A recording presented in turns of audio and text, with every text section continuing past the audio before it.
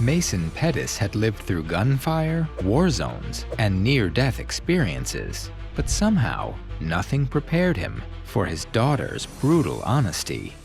This is Freelance, where an ex-Special Forces operative is thrown into a deadly mission he never signed up for.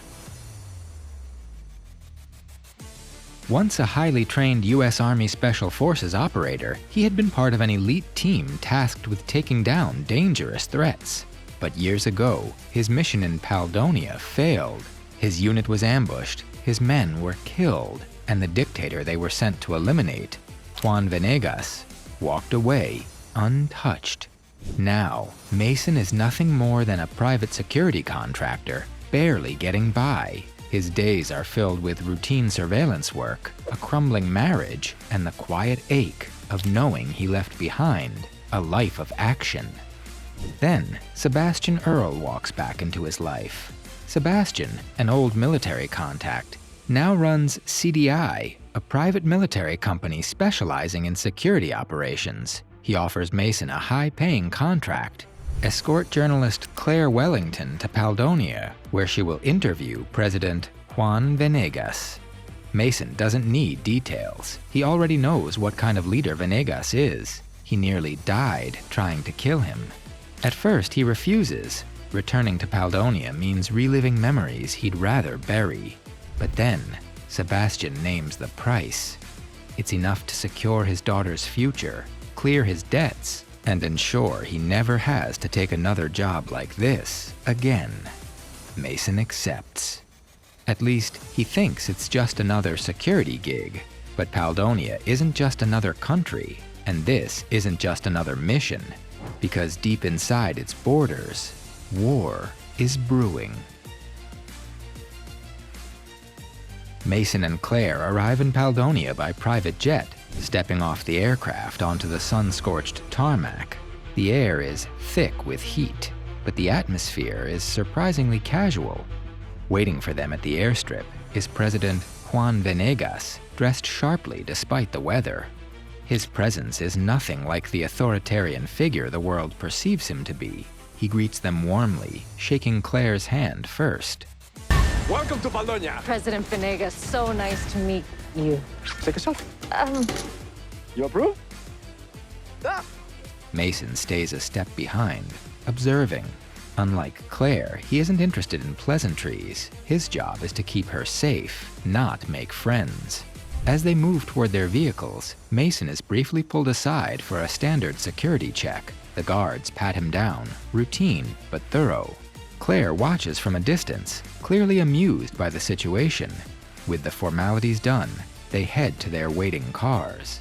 For now, everything seems normal. After their arrival, Mason, Claire, and Venegas leave the airstrip in a convoy of black SUVs heading toward the capital. The roads are rough, carved through dense jungle, making every bump jolt through the vehicle. The towering trees feel too enclosed, too suffocating, their twisted branches blocking out the sky. The atmosphere inside the car is relaxed, but Mason doesn't relax. Years of experience have taught him that when things feel too easy, they usually aren't. And then, boom! The lead vehicle erupts into flames, flipping onto its side in a violent explosion. The force shakes the entire convoy, and before anyone can react, gunfire rains down from the tree line. Bullets rip through the SUVs, shattering windows and tearing through metal. The driver beside jerks forward, shot dead instantly. Mason's instincts take over. He grabs the wheel just as the car swerves out of control, yanking it to the side to avoid crashing into the wreckage ahead. He barely steadies the vehicle before another round of gunfire shreds through the doors. This isn't a random attack. It's a coup.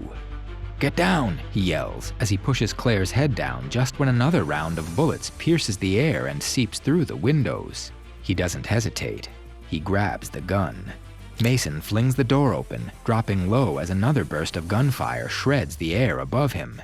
Venegas was targeted by his own nephew, Jorge. Mason doesn't wait for an explanation. He snatches the co-driver's fallen weapon and fires back, quickly eliminating two attackers. But they're outnumbered. They need to move. Without hesitation, Mason grabs Claire and Venegas. They disappear into the jungle, the sound of gunfire fading as they run. After hours of pushing through the dense jungle, Mason, Claire, and Venegas finally emerge into a secluded village hidden within the forest. The atmosphere is nothing like the capital. There are no armed soldiers, no fear in the eyes of the people. Instead, villagers greet Venegas with admiration, treating him as a leader rather than a dictator. Claire, still skeptical, seizes the opportunity to interview him. With her camera rolling, Venegas explains the truth she wasn't expecting. The so-called rebels aren't fighting for freedom. They're corporate-backed mercenaries, funded by companies seeking control over Paldonia's rare earth elements. Venegas had refused to sell the country's resources, and now, powerful people want him dead. For the first time, Claire questions the story she came here to tell. The man she thought was a tyrant might actually be a leader fighting for his country's survival. That night, the tension shifts, the adrenaline fades, and for a moment, Mason lets his guard down.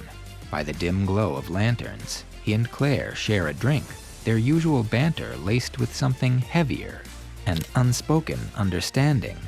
One glance lingers too long. A moment of silence says more than words. But the peace doesn't last.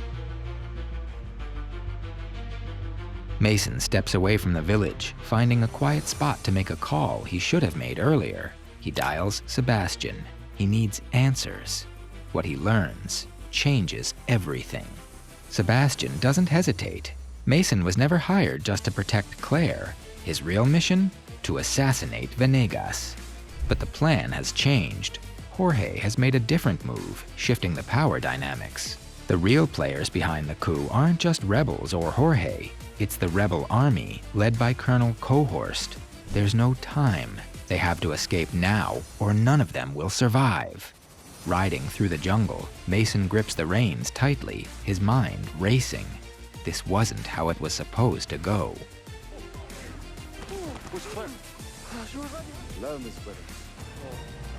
You take money to make crime. Venegas, riding beside him, finally tells the truth. He knew about Jorge's plan to kill him. He also knew about Mason's failed mission in Paldonia years ago. But the biggest revelation? It wasn't Venegas' men who killed Mason's team. It was friendly fire from competing contractors. Venegas is not the dictator Mason thought he was. Colonel Cohorst is ready to make a trade. Venegas for Claire. They ride toward the meeting point, prepared for the worst. But what happens next? No one saw it coming. Okay.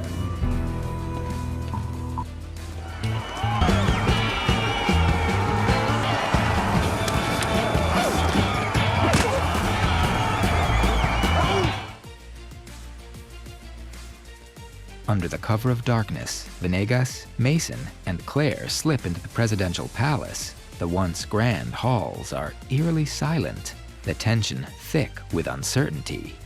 Claire raises her phone, live streaming everything, making sure the world sees the truth as it unfolds in real time. Inside, Jorge stands conflicted. He expected chaos, but he didn't expect his uncle to be standing in front of him, unarmed. Venegas doesn't raise his weapon. Instead, he speaks calmly, trying to reason with Jorge. He tells him that they can still fix things, that Paldonia doesn't need to be torn apart. For a brief moment, it seems like Jorge might listen. Then, a gunshot. General Martinez appears, firing at Venegas, but the bullet hits his vest, leaving him unharmed. Venegas reacts instantly, taking down Martinez with a single shot. In the chaos, Jorge is hit by stray fire. He collapses, his breath fading. Venegas kneels beside him, but it's too late. Jorge is gone. Before anyone can react, the doors burst open. The Paldonian military storms in, followed by Cohorst's South American mercenaries. Venegas steps forward, rallying his soldiers with a passionate speech. His words ignite the room. The military turns on the rebels. and the final battle begins. Gunfire erupts. Mason moves fast, eliminating mercenaries with precision, but then he comes face to face with Cohorst. They clash in brutal hand-to-hand combat. Cohorst is strong, but Mason fights with vengeance. Just as Cohorst gains the upper hand, Claire smashes him over the head, knocking him out. With Cohorst down, Mason finishes off the last of the mercenaries. The coup is over. Paldonia is free. Mason stands amidst the fallen, his breath steadying. It's finally over. News outlets across the world broadcast the shocking footage from Paldonia. Claire's live-streamed coverage of the coup, the mercenaries, and the battle at the palace has gone viral. The truth is out. The corporations failed, the rebellion was exposed, and Venegas survived. Days later, Venegas officially steps down as president, announcing that Paldonia will hold its first free election. His final act as leader? A massive investment in healthcare and education for his people. I am no longer the president of Paldonia. Mason is finally home. He steps into his house, the silence almost unfamiliar after everything he's been through. In the next room, Jenny watches as Casey plays, unaware that her father has just walked through the door. For the first time in a long time, Mason doesn't feel like an outsider in his own home. Later, he checks his bank account. $5 million. A gift from Venegas, enough to walk away from war forever. Mason exhales, looking around at the life he almost lost. For the first time in years, he's not thinking about survival. He's thinking about home. What would you do in Mason's position? Would you have fought back or played it safe? Let us know in the comments. And if you love badass action stories, check out our next breakdown, where another regular guy turns out to be a walking nightmare. Subscribe for more insane movie breakdowns.